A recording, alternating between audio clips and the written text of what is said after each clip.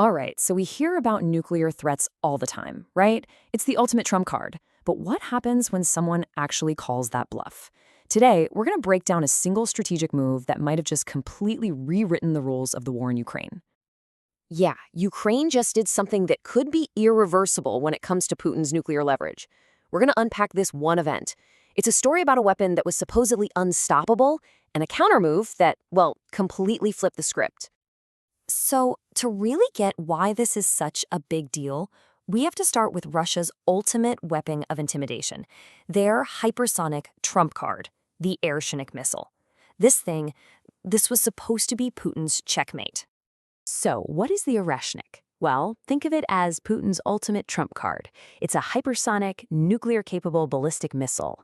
And the key word here is hypersonic. It's so unbelievably fast that the general consensus is that no current air defense system on the planet can stop it once it's launched. It's unstoppable. And Russia didn't just keep this thing in its back pocket. On January 10th, they used it. They launched an Airshnik at Lviv, a city in western Ukraine. And get this, it struck just 70 kilometers from the Polish border. That's basically a stone's throw from NATO. This wasn't just an attack on Ukraine. It was a loud and clear message to the West. Okay, so what do you do? How in the world do you counter a missile that's literally described as unstoppable? Well, Ukraine's answer was frankly brilliant. They decided not to play by the rules. The logic is simple, right? If you can't stop it in the air, you stop it at the source. Instead of trying to do the impossible, which is shoot this thing out of the sky, they decided to go after the nest, the very place where the Airshnik is prepped and launched. Because hey, if it can't take off, it's not a threat.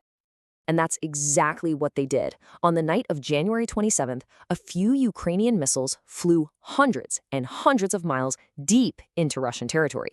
And they scored a direct hit on the hangar complexes at the Kapstan Yar test site. Now, this isn't just some random airfield. This is a key facility, one of the main launch sites for the Airshnik. It was supposed to be one of the most secure, best defended places in Russia. So, what did they use for this incredibly bold attack? A new Ukrainian weapon called the Flamingo. And when you put these two weapons side by side, the Oreshnik and the Flamingo, you get this really interesting story. It's like a classic David versus Goliath, or maybe more like the tortoise versus the hare. Just look at the comparison. The Airshnik is a hypersonic ballistic missile, screaming along at 13,000 kilometers per hour. The Flamingo? It's a drone missile hybrid, way slower at around 950. But, and this is the big but, look at the range. The Flamingo can travel over 3,000 kilometers. That's more than double the Airshnik's reach. So while one has unstoppable speed, the other has incredible precision and, crucially, long legs. And here's where Ukraine's strategy gets really clever. This isn't just about range. The Flamingo costs 5 times less to produce than something like a US Tomahawk missile. It's a cost-effective weapon. And they're not just making a few. The plan is to ramp up production to 200 of these a month. They're building a powerful, affordable, and very real deterrent. But let's be clear, this attack was never just about blowing up a hangar. The real game here is much, much bigger. It's about calling the nuclear bluff. It's about changing the entire psychology of this war. Because what happened here is, it's pretty much unprecedented. This is the first time we've seen a non-nuclear state go on the offensive and attack the nuclear-related infrastructure of a major nuclear power.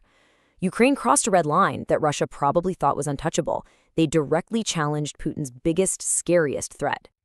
Think about the logic here. Russia uses its nuclear-capable missiles to intimidate everyone. So Ukraine calls their bluff.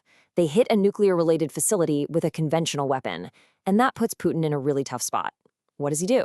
Escalate with a nuclear strike over a conventional attack?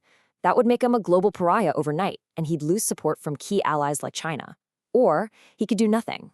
Ukraine gambled that he'd do nothing. And so far, that gamble is paying off, revealing that those nuclear threats might just be a bluff. And this creates a completely new reality for this war.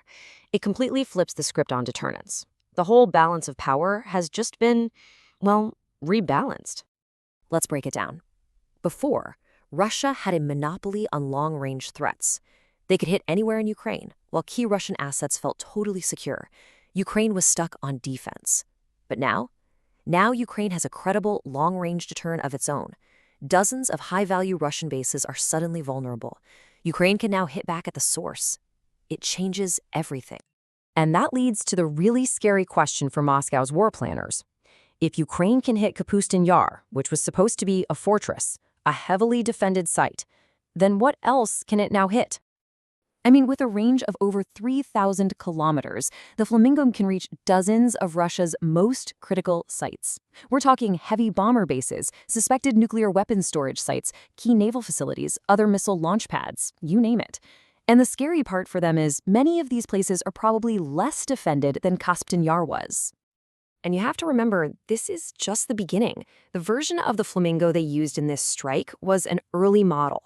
As President Zelensky himself said back in December, all of this is getting stronger in practice month by month. They're constantly improving it. Future versions will only be better, faster, stealthier. So, when you put it all together, what's the big takeaway? It's that the perception of Russian invincibility has been shattered. By going after the source, Ukraine didn't just deal with a hypersonic threat. They called a nuclear bluff, created their own powerful deterrent, and fundamentally changed the future of this entire conflict. One single audacious strike has rewritten the rules of the game.